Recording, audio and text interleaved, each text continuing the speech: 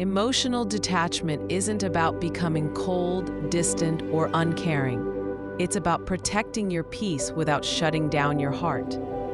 Most people swing between two extremes.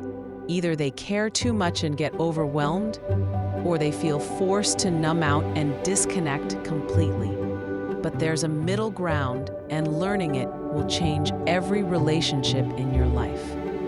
The first key is understanding what emotional detachment actually means.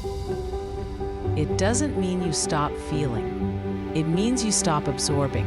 You stop carrying other people's moods, reactions, and expectations as if they're your responsibility. You stop tying your self-worth to how someone treats you. Detachment is about staying present and compassionate while keeping your emotional center grounded in yourself.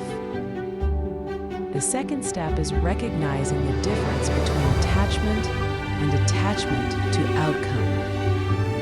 You can care about someone deeply without clinging to how they respond. Most emotional suffering comes from trying to control the uncontrollable, their feelings, their consistency, their choices. Detachment means releasing the fantasy version of how things should be and accepting what is. When you stop trying to force a specific outcome, you free up your emotional energy for healthier connections.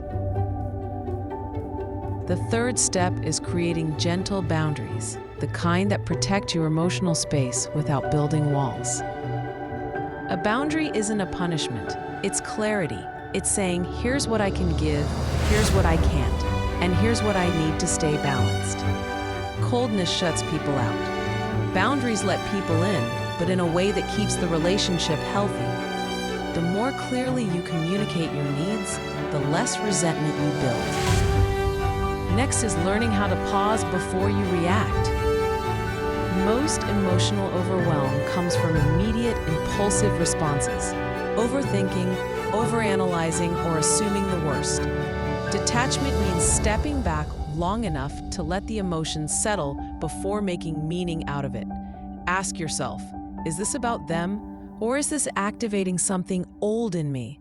That moment of self-awareness keeps you from spiraling.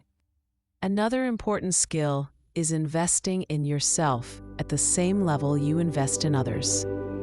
People become overly attached when they've abandoned their own emotional life.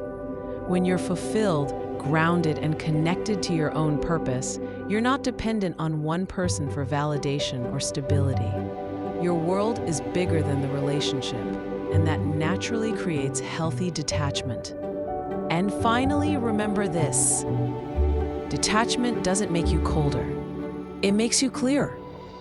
It keeps your love strong instead of draining.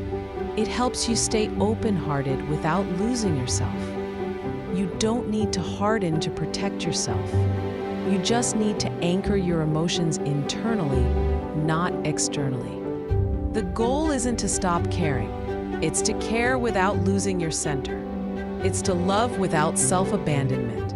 It's to stay soft but not fragile, empathetic but not overwhelmed, present but not dependent. When you master that balance, you stop fearing connection because you know you can hold your heart without letting it get pulled out of your hands.